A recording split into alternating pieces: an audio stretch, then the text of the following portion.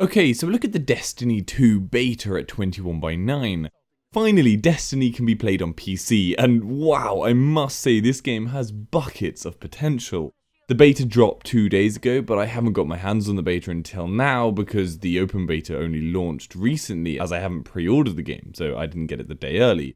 Yes, unfortunately, I'll have to pre-order it so I can cover it for you guys, but you all must remember not to pre-order this, or any other game for that matter, until the reviews come in. I'll obviously get my 21:9 review out as soon as possible at launch, so you guys know whether it's a safe bet with your money or not, but that said, let's first have a look at the 21:9 support. So I had high hopes for the ultra-wide support going into this thanks to the devs already confirming that they were working on making sure that 21:9 was supported, and I can say that things are fantastic. The gameplay correctly scales to show us more on the sides of the screen, and there is a solid FOV slider to allow us to get the view you want. I wish the FOV slider went slightly higher, however, as it stops at 105, which was only just good enough for myself, and I know a lot of people like it even higher, but at least the majority of people will be happy with this setup.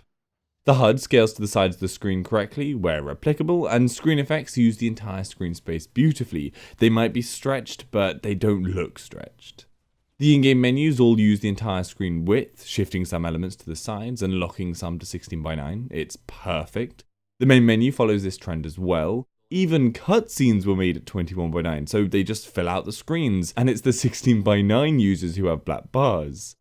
Finally, loading screens are all 21:9, with it being a view of a ship blasting through space. Performance-wise, I'm also extremely impressed. A superb job has been done here. So at highest settings, everything, with just SMAA being used, as they said ahead of the beta that MSAA was not optimized for the beta yet, but it would be for the final build, I can maintain over 60 FPS at every moment, with it usually being in the high 70s on a 1080 Ti at 3440 by 1440, and this is on a gorgeous looking game. The environments are absolutely beautiful, the weather effects and fighting are splendid to look at, and the colours really pop.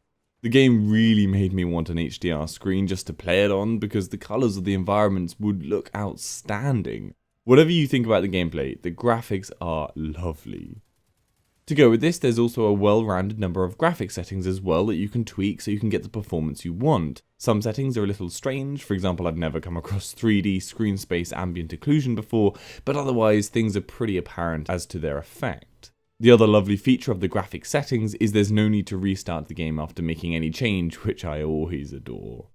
And this powerful PC support continues into the rest of the options menus. You can change all your keyboard controls and controller inputs, though I should note that the controller sensitivity does not go high enough. Even on the higher setting, it doesn't allow for fast enough movement. That means you can't play this with the controller competitively enough. I found myself using the controller for when I was playing the strike missions, essentially campaign stuff, and then switching to the mouse and keyboard for competitive modes against other players, because without the speed of movement in the controller sensitivity, I hadn't a chance of holding my own. Please fix this.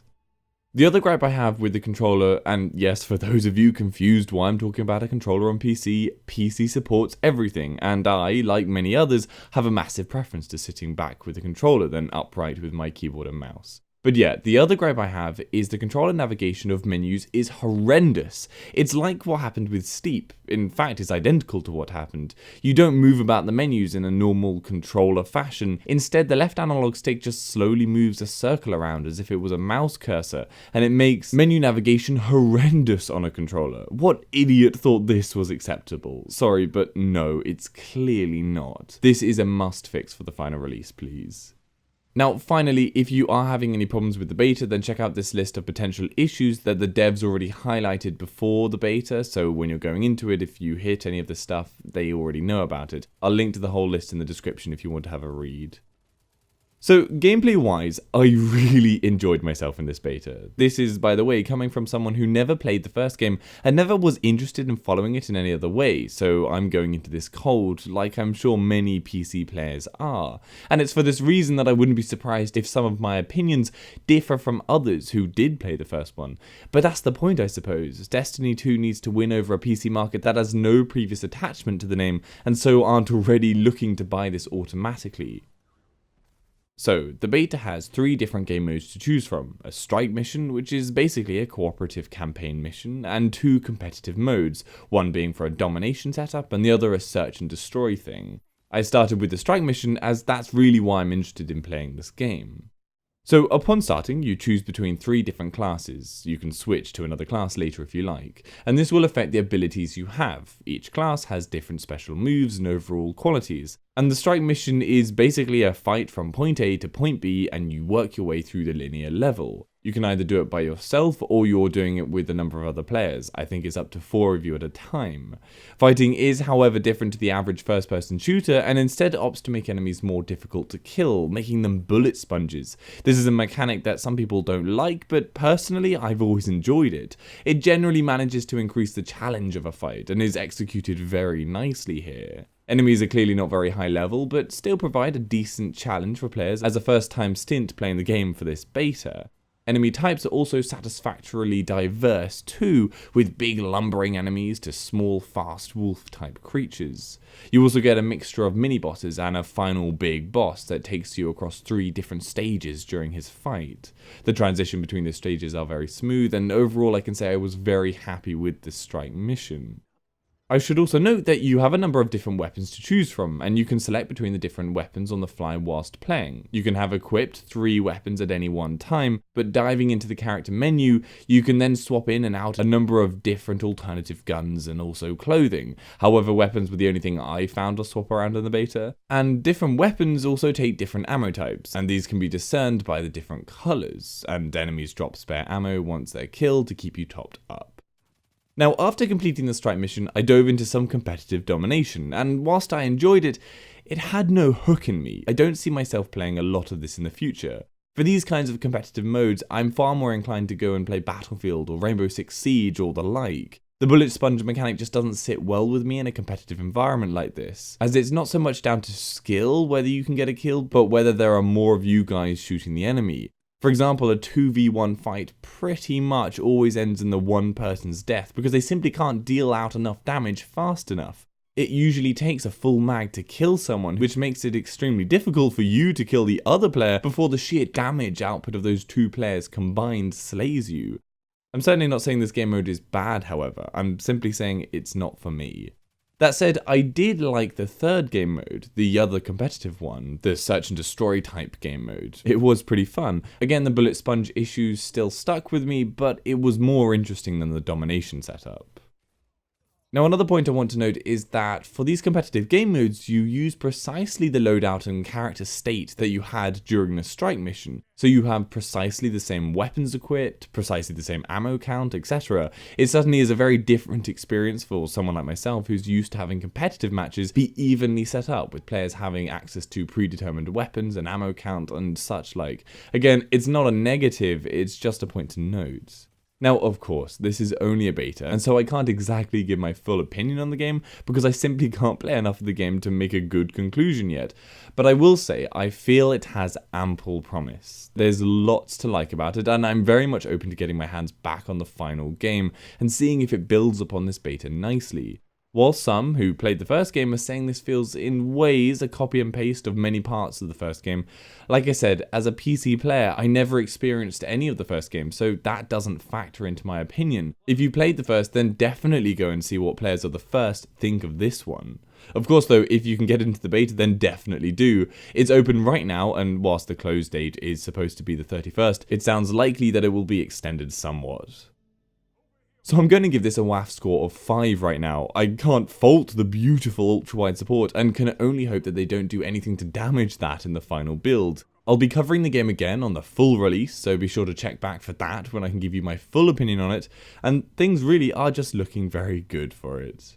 Anyway, I hope that gives you some information on how the game runs at 21:9. Give this video a like if you found it helpful, and subscribe for future info. For any other games at 21:9, head over to my channel page or the WAF website. Hopefully I've covered it. If I haven't, then leave a comment down below and I'll try and cover it. And if you'd like to support the channel, the links to my Patreon page are in the description, and Amazon affiliate links are there too. See you later.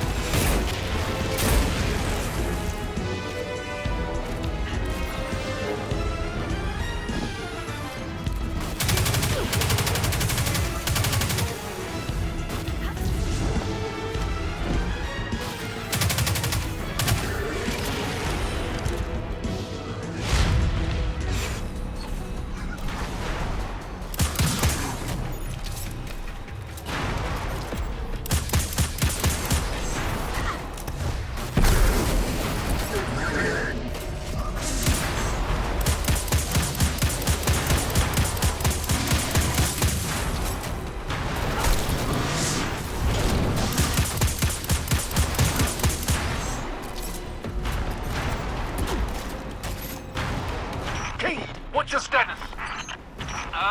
Little low on ammo. Old flaming fist. Kept burning out.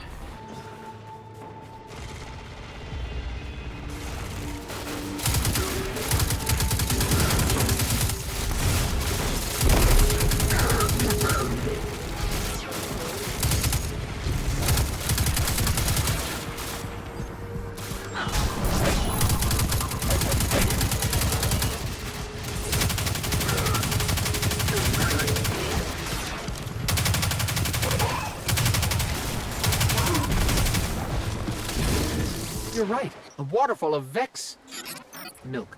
Yes, Vex milk.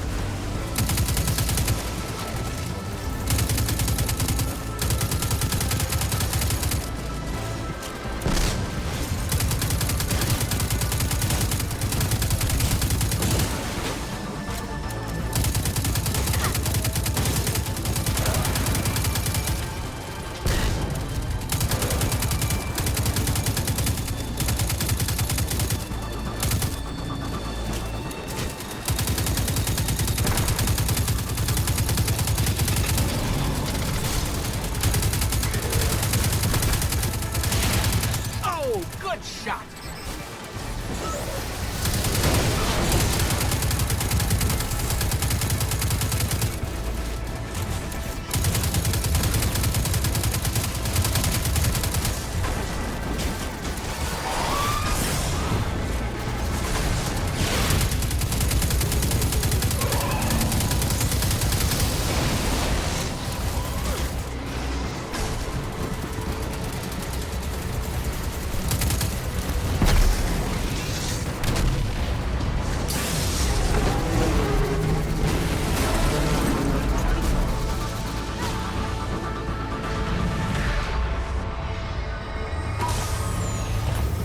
It's not getting up from that. Zavala, we're good.